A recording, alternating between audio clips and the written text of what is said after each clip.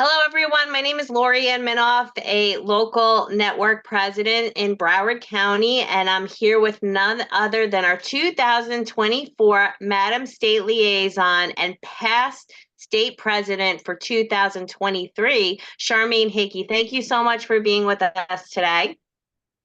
Thank you. It has been coming, right? Long time coming. But super excited to have you here and kind of give you an opportunity to wow us with an introduction about yourself so we can get to know you better. Well, not sure what type of introduction you need, but I can tell you how I got into real estate. I think 18 years ago, I tried to purchase a property, but the realtor that we got was not very engaging. And I had a husband who had little or no patience. So he asked me to take vacation from my corporate job and go into real estate part-time. And that's what I did. So after purchasing our home and helping others to purchase their home part-time, because I still had my corporate job, I was introduced to Women Council. At first, I was not having any of it because I thought it was really a waste of time. But then I realized after attending one of the meetings that the information that was shared could help me in my business. Being state president was not on my radar. I was just going to get the information and to get a free lunch. But today, the rest is history. Sounds great. So speaking of being the past state president for the Women's Council of Realtors in Florida, what major contributions did you make to the organization during your tenure? So being the president has opened the door for many members. And I think for me, that is a major contribution, one of the major contribution. It has shown our members, all our members across the board, what is possible. And when I also look at what we have here in Florida, our members know that they can come in, what value they can get from Women Council, and they have a voice. So I use myself as one major contribution. If you can use an individual for that, I don't know, but just putting that out there. And then what we did as a team was to appoint a global ambassador. So it allows our members to understand what RPAC is all about. Because what we realize is that a lot of our members did not know about RPAC and how valuable contributing to RPAC was. So we did a global, we did an RPAC ambassador, and we also allow our members to come in and speak about their experience. So it's opening the door for others, you know, and I think just those three items really contributed to the success of our members. Love it. I love it. So how would you describe your leadership style, and how do you think that maybe it differed from some of your predecessors, but in a way, almost like in a mentorship way? So each past state president have their own style, right? And it will work to their advantage or disadvantages. But the effectiveness of the style, I think, depends on their goal. And my goal as president was to be inclusive. So for me, my style is more servant leadership, bringing others in, empowering our members. But I'm sure that is what other past state presidents did. But it's how you do that. It's different.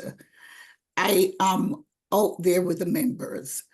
I made sure I went to all the networks because I wanted to hear what was going on in the network. I wanted their opinion and also to get feedback from them to know what I could do better. So it is a blend of different styles depending on the situation. But Women Council has also taught me that I can make people laugh before I inspire them, and then they raise their hand. So I think if you can get people to be happy in their space, they will follow you and they will come in and help you to be successful. So true, so true. So what types of challenges would you say that you faced during your presidency, and how did you address them? Different challenges came along the way, but it's how you deal with them. And I will not go through, a number of challenges because it was not an easy road to be state president, but it is one that I really enjoyed.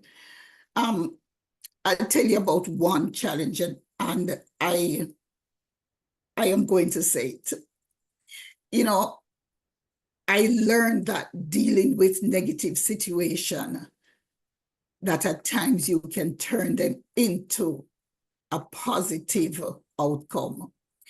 I had one experience where I went to a network and I was left standing at the door.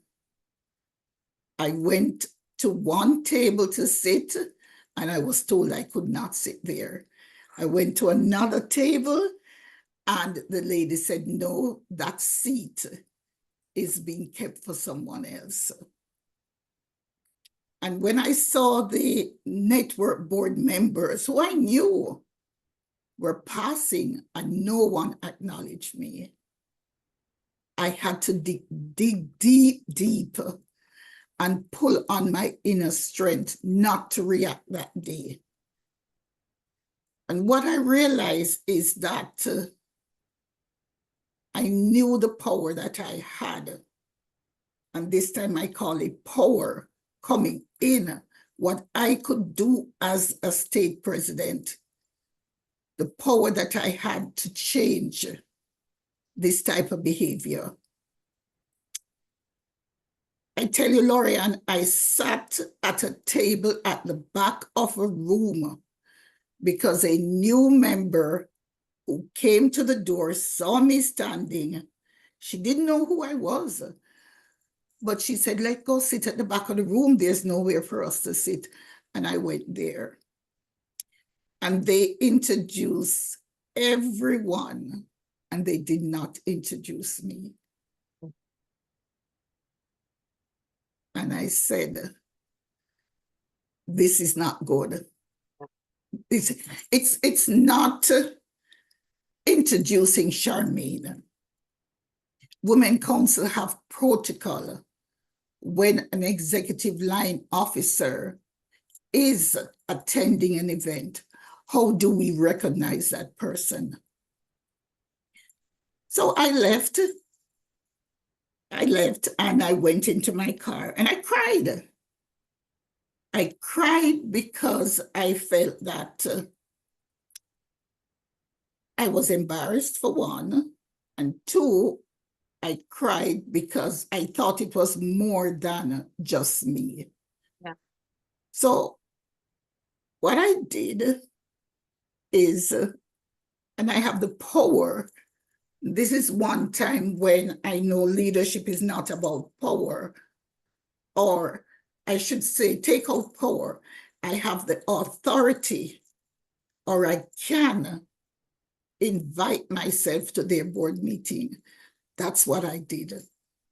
And I did a training on protocol and how everyone should be treated when they walk through those doors. And what we did as the state line, the executive line, we established protocol, filter it through the district vice presidents, and have them coach all line officers. There's no reason for you not to welcome someone when they come through the door for Women Council. That's what I'm used to, and that's why I'm here, because of how I felt when I came the first time. So that was a big challenge, but we can turn challenging moments into opportunity. So true, so true. And it kind of plays nicely into the next question, which, it seems like one of your visions for the future within the council was about inclusivity. So how would you have seen it continue to play out, these years later, in terms of influencing, like you were mentioning before, current programs, policies, priorities? I mean, you talked about protocol and teaching. So, having that kind of like foundational basis, have you continued to still see it played out to today? Yes. Yeah, because I now have the district vice presidents under my portfolio, right? So it's a coaching session so that they can go ahead and coach the local networks. So it's training the trainer, right? Right. And we cover things like, this is your legacy. How you choose to lead will be your legacy, not mine, your legacy. So you have to have a vision of what you want your legacy to be, what you want your message to be. So if you are a local network president or any position coming up in leadership, your vision should be, how do I get others to buy into my vision so that they will support me? So my vision was simple, right? Prepare people for what to come.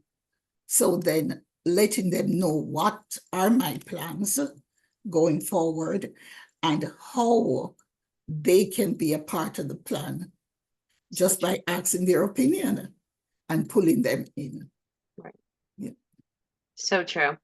So we talked about how big mentorship is, especially within leadership, and how that plays out. So what impact do you believe your personal mentorship has had on council members in Florida fostering growth and development? I would say I had the greatest privilege of mentoring a number of our members. And this is mentoring at different stages of their leadership journey. And I have watched them where they started, where they are today. And I am so proud and overjoyed because they know that when they call, I'm here to answer that phone, apart from Friday evening after 5 o'clock. And they know that I'm going to keep it real. If you're planning to go forward in leadership, you don't just get up today and say, oh, I'm going, say no. We're putting in for state positions, district vice president, etc. You don't just get up and complete the application like that and say, I want to be district vice president. What is your plan? Right? How are you going to get there to be district vice president? So this plan have to start from coming up the line for your local network. You're the events director. I really want to get to be president. Now I'm going to work my plan. What is your roadmap to get there? So that is what I coach on to get to the next step, right? but you have to put in the work. You're not just going to jump to that step, because when you get there, you'll be leading others. So you need to know what you're doing, right? And you asked me about mentorship. I'm also a mentee. And our state presidents, all our past state presidents have held my hand. Mhm. They have helped me along the way. And then I have national presidents and leaders from other states who I know I can pick up my phone and call at any time because they're there to guide me, to support me. And I'm telling you, 90% of them will tell me the truth. They'll tell me, no, Charmaine, that's not working. Don't do that. Right? Yeah. But my biggest supporter, and I don't want to mention name, but I'll mention one name. Maybe five years ago to the date when I was installed as president, she said to me, when you get there, I'll install you. And I'm like, I ain't getting to be state president. She said, yes, you are. You will be state president and I will install you. 5 years before that, Margot Wheeler installed me as the president of Women Council, Florida in 2023. That was possible, her last official act before she passed. And I know that day, everyone was trying to find me because no one knew our relationship. When they knew that she was the person who was installing me, they were like, how did you get her? I'm like, it's just something that happened. But nights and nights of late calls with her guiding me along, I could never, ever ask for a better, frank, straightforward, tell it like it is, mentor than Margot Wheeler.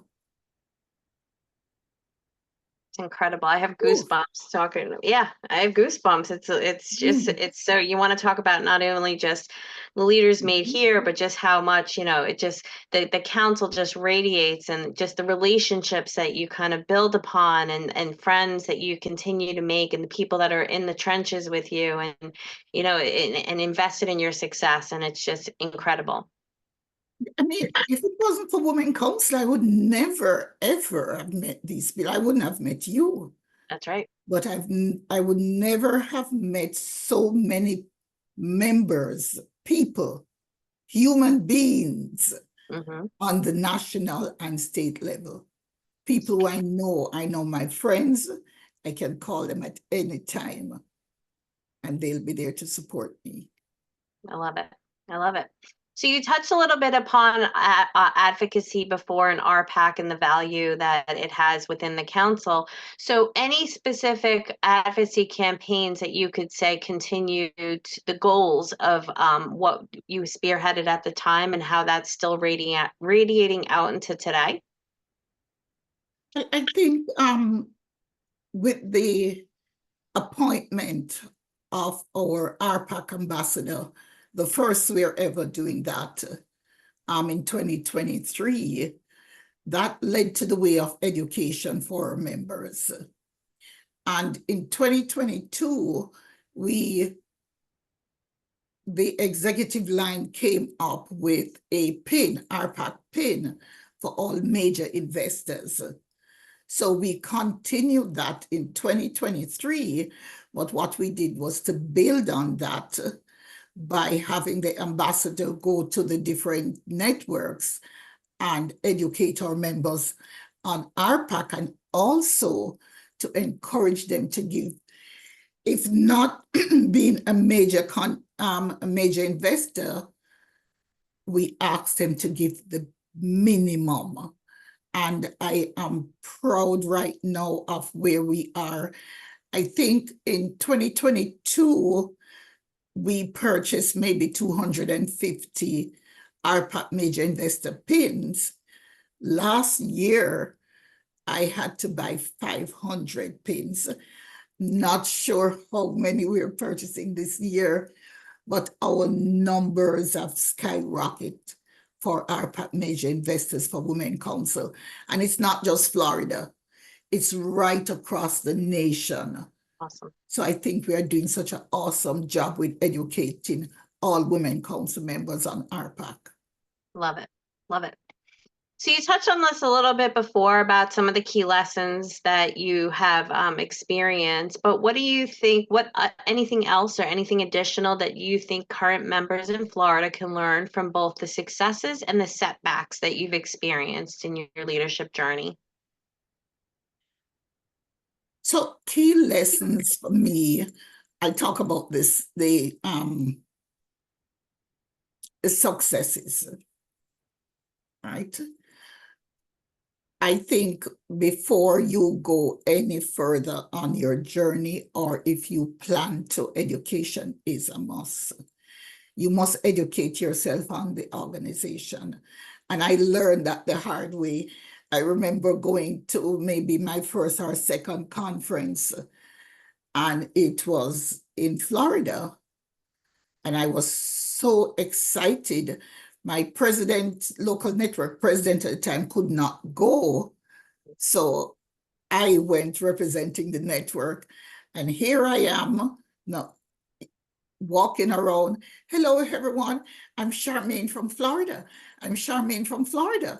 And I'm shaking hands and saying hello to everyone. And someone look at me and say, we're all from Florida.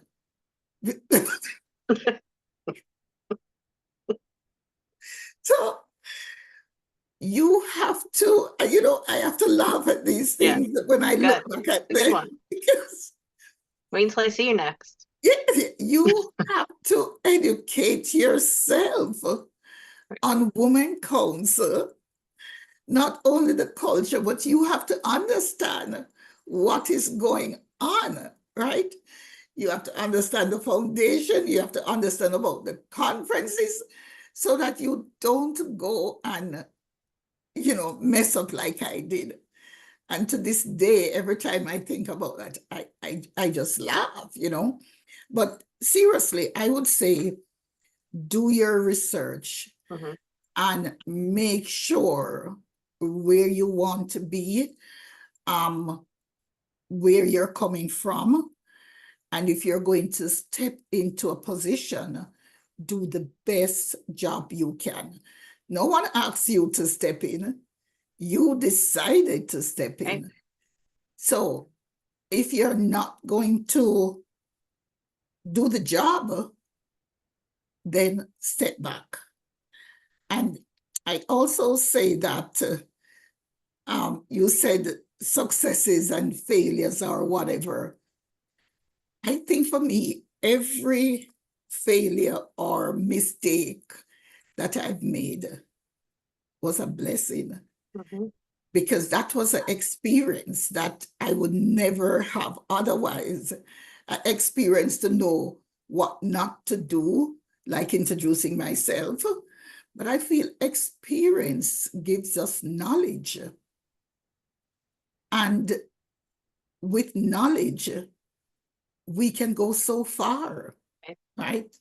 Each step of the way, we just need to learn, understand our position, and prepare for the next. And I'll say also, don't listen to the noise, because you'll hear a lot of noise. And these noise, all the noise around you can influence your decision, can influence the way you lead. So don't listen. Just do what you know is the best thing that is from your heart, and you will be okay. Great wisdom, great truth. Love it. So what looking back over your journey from the local involvement to state leadership, not only what key lessons, but what types of, just skills would you say helped you get to where from local to state? It wasn't technology, because everyone know that I at the time.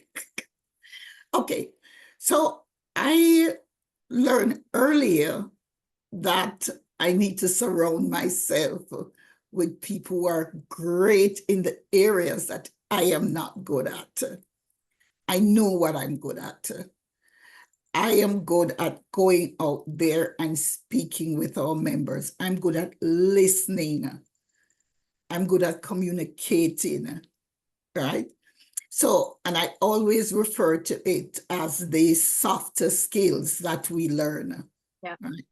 So, as a leader, as you call it, a leader, I think what we need to do is just make sure that the skills that we are not good at, the people around us are much better at those skills, right? Because there are times when I have to laugh. They laugh at me all the time, and it's all good, because they'll ask me something or show me something, and I said, hold on, I'll make a call. But I know who to call. I don't need to be able to do it, but I just need to know who to call to get it done. And I have a lot of them. You hear me say all the time, I have people. Mhm. That's one of my quick, easy thing when somebody called me and asked me something. Hold on, I'll get back to you. And I make that call. So, my leadership style and the skills is just bringing people in. My skill is just to love on people, communicate with them, listen to them, let them know that I'm here if they need me. Great. I love it. So as we round out our time here today, any sage words of wisdom, if I knew then what I know now type of moments would you like to share with members? If I knew then what, but I don't think I would change anything, because if I went back and I made the adjustment, then I would not have learned so much, right? True. I think when we talk about why, I find at times people are just using the word my why because they hear someone say it and they copy, like a copycat situation of why Women Council, and I'm a leader and I'm here supporting each other and I am here to lift you up. But a lot of times, I tell you, I am very shy. I'm very quiet. People don't believe that, but I am. I sit back, I listen, and I'm a people watcher. And I can watch the interaction and the smile. The word of wisdom is when you are smiling, smile with your action. Don't smile with your because people see through that from afar, right? Know your purpose and make your action be so impactful that that will be your why. And finally, be kind, be respectful. You never know, we always hear, you never know what is going on in someone else's life, right? So you don't know the why. So your action and your reaction to that why can be negative. Why not make it be positive? Why not make your action? I'm going to end with my smile. Let your action continue to be your smile. Well, that was a mic drop, so to speak. I mean, it's just the sage wisdom and just those nuggets of gold that really kind of helps people just continue to keep moving forward and for all the right reasons. So we can't thank you enough. 2024 Madam State Liaison, Charmaine Hickey from Florida. Thank you. Thank you so much for being with us today, and we truly appreciate your time. Oh, I appreciate you, Laurie, and thank you so much. Finally, we got this done after maybe 4 or 5 appointments, but I appreciate you and thank you for doing this. Of course. Thank you again, once again. Okay.